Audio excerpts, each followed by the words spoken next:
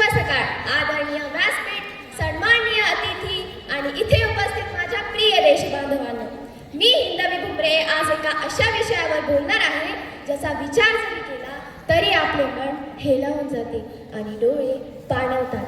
आज मी बोलणार आहे आपल्या देशाचे खरे रक्षक सैनिकांबद्दल. मित्रांनो, आपण जेव्हा सैनिक हा शब्द ऐकतो तेव्हा आपल्या डोळ्यासमोर येतो तो कणखर आणि धाडसी चेहरा, पण त्यावरती मागे लपलेले एक हळवे मन, एक तुटलेले हृदय आणि अनंत वेदनांनी भरलेले एक आयुष्य असते. याची कल्पना आपल्याला आहे का? सीमेवर जाताना तो आपल्या आईला म्हणतो, आई रडू नकोस, माझं रक्त जर या मातीत मिसळलं तर ती माती पवित्र होईल. तो आपल्या आई वडिलांसाठी एक पत्र लिहितो ज्यात लिहिलेले असते, आई बघ ना ग आई, वेळ कशी वैरीण झालीये, बघ ना ग आई, वेळ कशी वैरीण झालीये, तुझी भेट न घेताच तुझा निरोप घेण्याची वेळ आलीये. घायाळ जरी झालो असलो तरी अजून लढतो आहे. इंच इंच जखमा छातीवर घेऊन आई पत्र शेवटचं लिहितो आहे, पत्र शेवटचं लिहितो आहे.